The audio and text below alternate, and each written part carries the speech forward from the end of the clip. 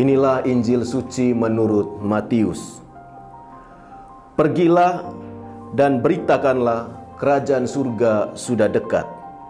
Sembuhkanlah orang sakit, bangkitkanlah orang mati, tahirkanlah orang kusta, usirlah setan-setan.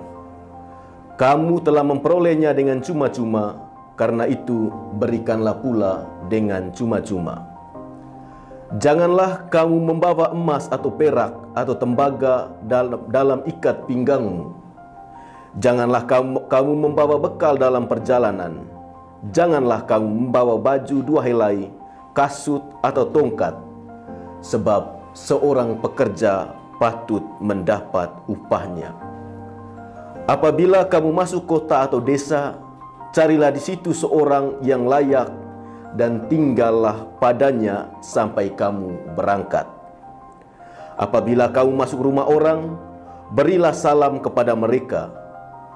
Jika mereka layak menerimanya, salammu itu turun ke atasnya. Jika tidak, salammu itu kembali kepadamu. Dan apabila seorang tidak menerima kamu dan tidak mendengar perkataanmu, keluarlah dan tinggalkanlah rumah itu atau kota itu, dan kebaskanlah debunya dari kakimu. Aku berkata kepadamu, sesungguhnya pada hari penghakiman, tanah Sodom dan Gomora akan lebih ringan tanggungannya daripada kota itu. Demikianlah sabda Tuhan. Terpujilah Kristus.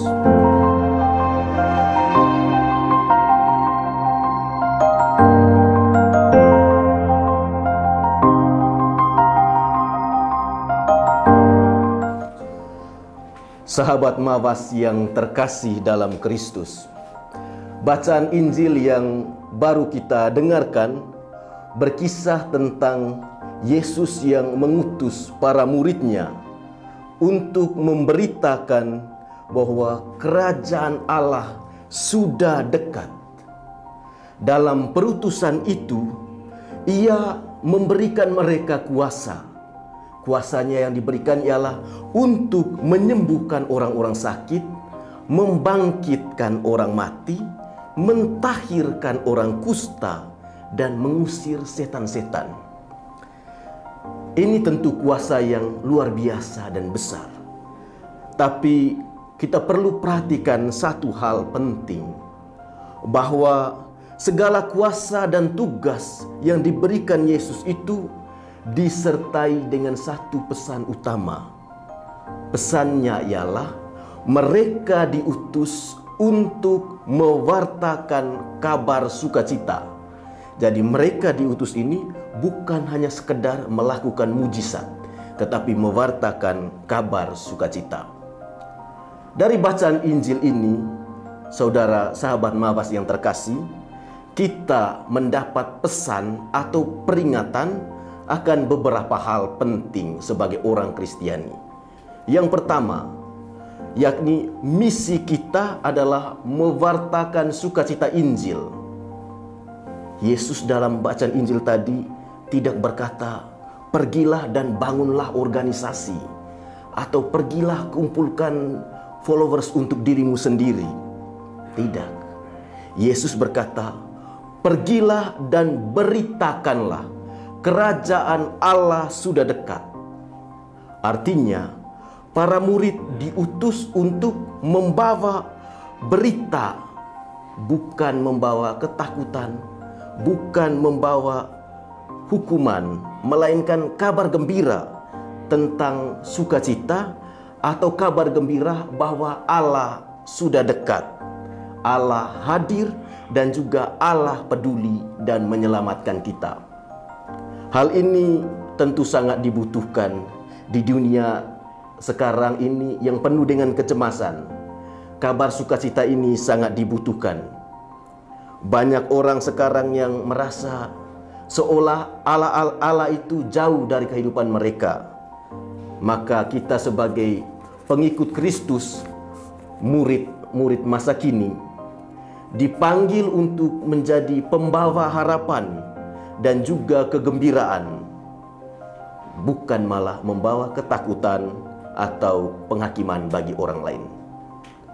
Lalu yang kedua, Yesus katakan bahwa kamu telah memperolehnya dengan cuma-cuma, karena itu berikanlah pula dengan cuma-cuma. Kalimat ini sangat menohok. Tuhan mau menegaskan bahwa anugerah yang kita terima dalam hidup ini, iman, pengampunan, dan juga kasih, semuanya kita dapat cuma-cuma dari Allah. Maka kita diajak untuk jangan pernah menjadi orang yang menyimpan berkat untuk diri kita sendiri, tetapi kita harus membagikannya dan juga menyebarkannya dengan pamrih, dengan tanpa pamrih. Lalu yang ketiga, Yesus mengingatkan kita tentang kesederhanaan dalam perutusan. Yesus memerintahkan murid-muridnya untuk tidak membawa emas, perak, atau tembaga, dan lain sebagainya, bahkan membawa bekal dalam perjalanan. Kenapa? Ya, karena pewartaan itu bukan soal materi sebenarnya, tetapi pewartaan itu soal iman.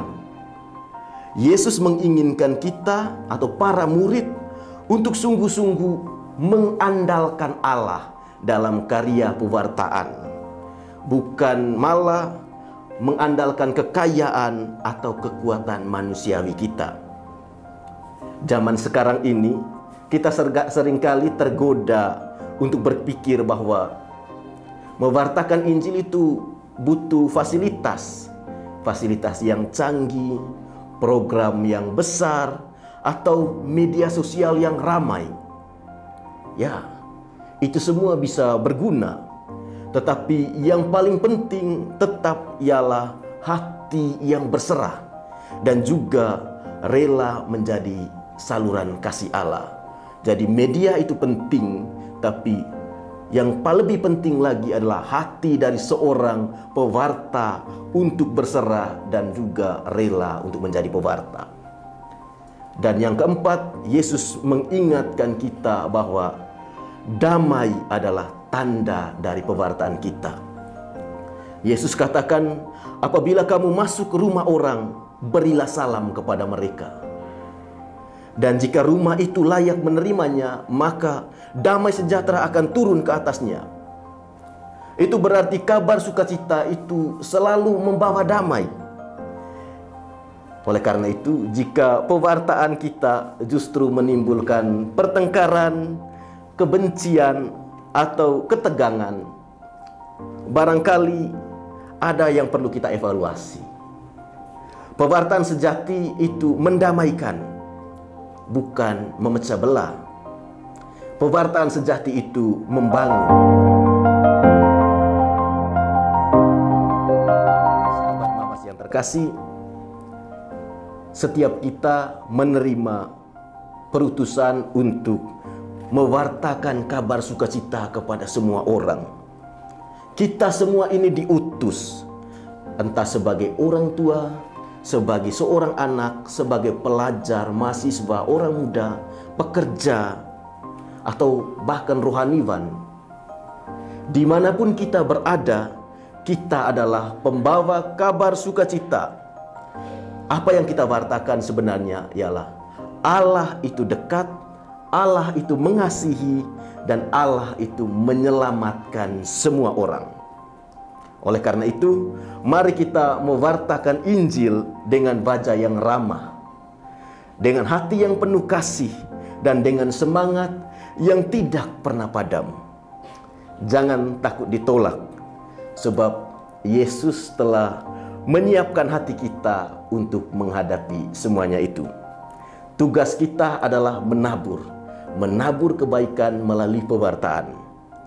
Dan urusan selanjutnya, biarkan Allah yang memberi pertumbuhan. Semoga kita semua setia dalam panggilan ini sebagai pewarta kabar baik, menjadi pewarta kabar sukacita bagi dunia yang sedang haus akan kasih dan harapan. Tuhan memberkati kita. Amin.